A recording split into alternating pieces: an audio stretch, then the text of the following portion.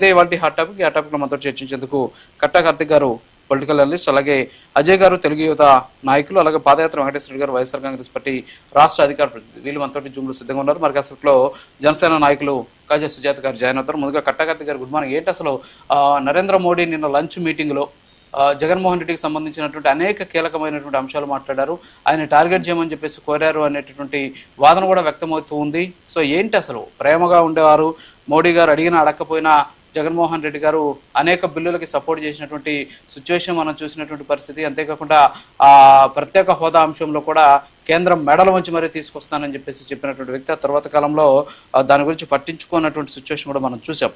మరి ఇంత సపోర్ట్ చేసినా కూడా ఎందుకని నరేంద్ర మోడీ గారు జగన్మోహన్ రెడ్డి మీద కక్ష కట్టారు, ఏమైందంటారు? సహజంగా నాయకుల ఆలోచన తీరు ఎప్పుడు కూడా ప్రజల అభిష్టానికి తగ్గట్టు ఉంటుందండి. అందులో బీజేపీ వాళ్ళకి, మోడీ గారికి ప్రజల అభిష్టాన్ని ఎప్పటికప్పుడు గమనించి దానికి అనుగుణంగా మారటం అనేది వెనతో పెట్టిన విద్య. వాళ్ళందుకనే పదే పదే అధికారం తెచ్చుకోగలుగుతున్నారు. ప్రజలు ఏం ఆలోచిస్తున్నారో తెలుసుకుంటారు, ప్రజల ఆలోచన తగ్గట్టు మారుతూ ఉంటారు. గతంలో జగన్మోహన్ రెడ్డి గారి వైపు అభిమానం ఉన్నప్పుడు, జగన్మోహన్ రెడ్డి గారికి లోక్సభలో రాజ్యసభలో ఎక్కువగా సీట్లు ఉన్నప్పుడు, అసెంబ్లీలో 151 సీట్లు 2019 ఎన్నికల్లో గెలిచినప్పుడు కొంత జగన్ పట్ల సాఫ్ట్ కార్నర్ ఉంటే ఉండొచ్చు. కానీ అది ఎల్లప్పుడూ ఉంటది అనుకోవడానికి లేదు.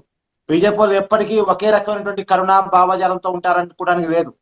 ఆ రోజు జగన్మోహన్ రెడ్డి గారి వైపు జనం సాఫ్ట్ కార్నర్ గా ఉన్నారు కాబట్టి వీళ్ళు కూడా సాఫ్ట్ కార్నర్ గా ఉండి ఉండొచ్చు. కానీ ఆంధ్రప్రదేశ్ లో పరిస్థితులు మారినాయి. జగన్మోహన్ రెడ్డి గారికి మన 11 సీట్లు వచ్చాయి. 11 సీట్లు రావడం పక్కన పెడితే ఈ రోజు వరకు జగన్మోహన్ రెడ్డి ఓడిపోవటానికి గల కారణాలను అన్వేషించుకొని తనను తాను మార్చుకొని ప్రజలకు దగ్గర అయ్యేటువంటి పని చేయట్లేదు. ఇప్పటికీ తన మాటల ద్వారా ప్రజలతోటి అంటే కరుడు కట్టిన వైసీపీ అభిమానులకి, కరుడు కట్టిన వైసీపీ నాయకుడికి జగన్మోహన్ రెడ్డి కరెక్ట్ గా అనిపిస్తున్నాడేమో కానీ ఒక మామూలు వ్యక్తులకి, మనలాంటి జర్నలిస్టులకో లేదా మిడిల్ క్లాస్ వాళ్ళకి అని ఏ పార్టీ కానీ ఒక న్యూట్రల్ పీపుల్ కి జగన్మోహన్ రెడ్డి గారు ఇంకా మారలేదు.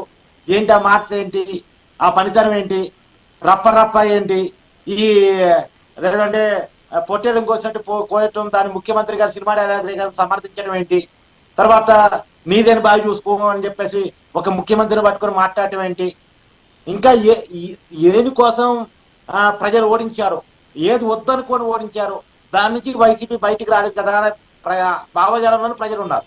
కాబట్టి ఇందాక మోడీ గారి వ్యాఖ్యల్లో అంటే మనం విన్నది కాదు కానీ మీడియాలో వస్తున్న సమాచారం మేరకు మోడీ గారు చెప్పినట్టు అంటే ఏ సర్వే చేసినా సరే జగన్మోహన్ రెడ్డి గారికి తీవ్రమైన వ్యతిరేకత వస్తుంది, ప్రభుత్వం మీద గుడ్ విల్ వస్తుంది. ప్రభుత్వం మీద గుడ్ విల్ ఖచ్చితంగా వస్తుంది. ఎందుకంటే ఒక రాజధాని ఏర్పాటు చేస్తున్నారు, పోలవరం కంప్లీషన్ కోసం ప్రయత్నం చేస్తున్నారు, కళ్ళ ముందు పెట్టుబడులు కనపడుతున్నాయి. మోడీ గారే అన్నారని మనం వార్తలు చూస్తా ఉన్నాం. దేశంలో ఏ పెద్ద పెట్టుబడి అయినా మేము ఏపీకి పోతామని అంటున్నారు అని చెప్పేసి. మన కళ్ళ ముందే గూగుల్ డేటా సెంటర్, మన కళ్ళ ముందే మైక్రోసాఫ్ట్ మన సత్యనారాయణ ప్రకటించాడు. దాదాపు 1,00,000 కోట్లకు పైగా పెట్టుబడిని ఆంధ్రప్రదేశ్ లో పెట్టబోతున్నట్టు. కాబట్టి ఇవన్నీ మళ్ళీ వీళ్ళంతా ఆంధ్రప్రదేశ్ ప్రభుత్వం ప్రకటించుకోవట్ల, వాళ్ళే ప్రకటిస్తున్నారు. గూగుల్ తరఫున సుందర పిచ్చే ప్రకటించారు, మైక్రోసాఫ్ట్ తరఫున సత్యనారాయణ ప్రకటించారు. ఇలా ప్రపంచంలో అత్యధిక క్రెడిబిలిటీ ఉన్న పర్సన్. ఇప్పుడు మీరు చెప్పింది ఓకే, మీరు చెప్పినటువంటి అంశాలు మనం చూస్తే ఇవన్నీ కూడా పక్కన పెట్టేస్తే ఇప్పటి వరకు కూడా నరేంద్ర మోడీకి జగన్మోహన్ రెడ్డి గారు అంటే చాలా ఇష్టం. సో ఆయన్ని ఖచ్చితంగా మోడీ గారు వెనకేసుకొస్తున్నారు అనేది వైఎస్ఆర్ కాంగ్రెస్ పార్టీలో ఉన్నట్టు కొంతమంది నాయకుల వాదన. నిజంగా మోడీ గారు నిన్న మాట్లాడారా లేదా అనేది తెలియదు మనకు.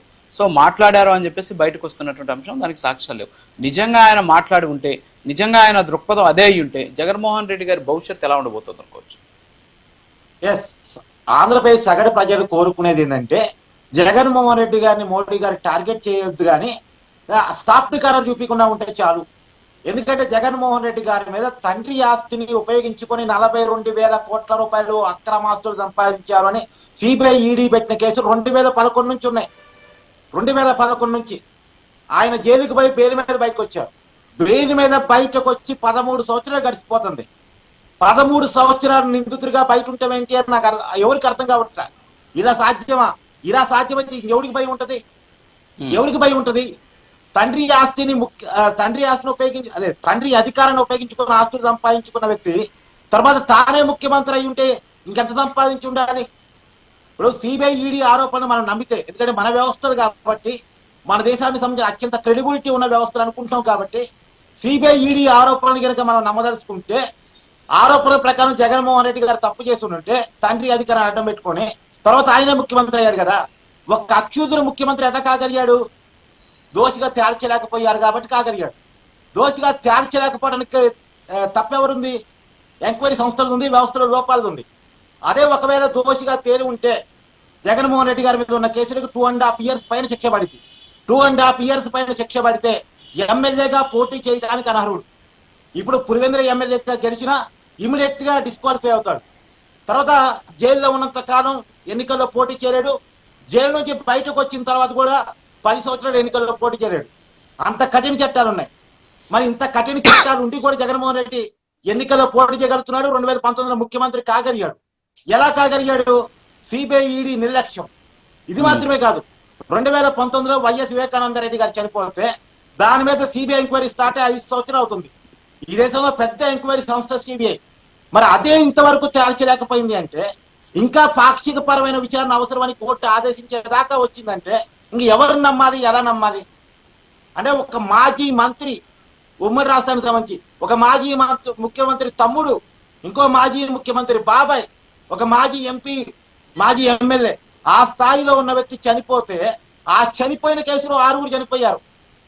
6 సిబిఐ రక్షణ కనిపించలేకపోయింది. ఇంకెక్కడ నిజాన్ని బయట తీసుకొస్తారు? అంటే అంత సేవ్ జగన్మోహన్ రెడ్డి గారు ఎలా అవుతున్నారు? అసలు వ్యక్తిగత ఆధారం నుంచి దాదాపు ఒక 6-7 సంవత్సరాలు. ఇప్పుడు ఏంటి మీరు చెప్పేది ఏంటి అంటే, ఇదంతా కూడా మోడీ గారే సిబిఐని ఏమైనా కంట్రోల్ చేసి జగన్మోహన్ రెడ్డిని కాపాడారు అనుకోవచ్చా? జగన్మోహన్ రెడ్డి గారిని మోడీ గారే కాపాడారు. అయితే మరి మీరు చెప్పేటటువంటి నేను దేశ ప్రధాని గారి మీద అంత పెద్ద కామెంట్ చేయను కానండి. ఆంధ్రప్రదేశ్ ప్రజల్లో ఉన్నటువంటి కొన్ని అనుమానాలు మాత్రం కేంద్రం ఏదో సాఫ్ట్ కార్నర్ గా ఉంది. అందుకని ప్రతి బిల్లుకి ఇప్పుడు చూడండి, రాజకీయంగా విభేదించే అంశాల్లో కూడా బీజేపీ విషయం సాఫ్ట్ కార్నర్ గా ఉంటది వైసీపీ. మన ఉపరాష్ట్రపతి ఎన్నికల్లో తెలుగు వారు పోటీ చేస్తున్నాడు, జస్టిస్ సుదర్శన్ రెడ్డి. ఆయన కొంచెం ప్రోగ్రెసివ్ భావజాలం ఉన్న వ్యక్తి, అంటే కాంగ్రెస్ భావజాలానికి వైసీపీ భావజాలానికి దగ్గరకు ఉన్న వ్యక్తి. రాజశేఖర్ రెడ్డి గారి అభిప్రాయాన్ని మేరకు పెట్టిన పార్టీ గారు వైసీపీ. ఆ రాజశేఖర్ రెడ్డి గారి భావజాలానికి దగ్గరగా ఉండే వ్యక్తి జస్టిస్ సుదర్శన్ రెడ్డి, తెలుగు వారందరూ. అదే బీజేపీ తరఫున పోటీ చేస్తున్న వ్యక్తి, తమిళనాడు సంబంధించిన వ్యక్తి, ఆర్ఎస్ఎస్ కోరు ఆర్ఎస్ఎస్ వాది, మాజీ బీజేపీ ఎంపీ ఉపరాష్ట్రపతి ఎన్నికల్లో.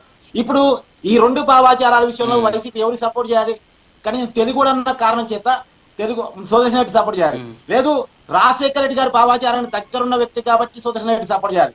కానీ ఆర్ఎస్ఎస్ భావజాలం అంటే వైసీపీ వ్యతిరేకించే భావజాలం, రాజశేఖర రెడ్డి గారు వ్యతిరేకించే భావజాలం, తన జీవితాంతం దేనికి వ్యతిరేకంగా పోరాటం చేశాడో ఆ భావజాలం ఉన్న వ్యక్తికి సపోర్ట్ చేసింది వైసీపీ. ఇప్పుడు టీడీపీకి జనసేన కంటే తప్పదు, కూటమిలో ఉన్నారు కాబట్టి తప్పదు, కూటమి బాధ్యత, కూటమి అభ్యర్థిని సపోర్ట్ చేయాలి. కానీ వైసీపీ ఇండిపెండెంట్ కదా, వాళ్ళకి సపోర్ట్ చేయాల్సిన అవసరం లేదు కదా, కానీ సపోర్ట్ చేశారు. ఇదే కాదండి, వస్తాను సార్, మళ్ళీ వస్తా మీ దగ్గరకు వస్తా. కార్తీక్ గారు ఒక్క నిమిషం వస్తాను, మళ్ళీ వస్తాను మీ దగ్గరికి. అజయ్ గారు గుడ్ మార్నింగ్. ఏంటి అసలు నిన్న మోడీ గారు చేసినటువంటి వ్యాఖ్యలు, సరే అవి పత్రికల్లో చూసాము, తర్వాత సోషల్ మీడియాలో మనం చూస్తున్నాం, బయటకు వచ్చినటువంటి ఎంపీలు చెప్పినటువంటి మాటలు అవి నిజంగా అలాంటి పరిస్థితి ఉందా? ఇటీవల నారా లోకేష్ అలాగే హోంమంత్రి అనిత కూడా వెళ్ళి అక్కడ కేంద్ర హోంమంత్రి అమిత్ షాను కూడా కలిసినటువంటి పరిస్థితి. సో ఈ సందర్భంలో ఏమన్నా ఇక్కడ జరుగుతున్నటువంటి వ్యవహారాలు తీసుకెళ్ళి ఇవ్వడం, ఫీడ్బ్యాక్ ఇవ్వడం, వాళ్ళు ఏమన్నా అడగడం, వీళ్ళు ఇచ్చినటువంటి ఫీడ్బ్యాక్ వాళ్ళు సంతృప్తి చెందడం, ఈ నేపథ్యంలోనే జగన్మోహన్ రెడ్డిని టార్గెట్ చేయమని చెప్పడం, ఇలాంటి ఏమైనా జరిగాయా? ఏంటి అసలు మీ పార్టీ వ్యూహం ఏంటి? రాజు గారు?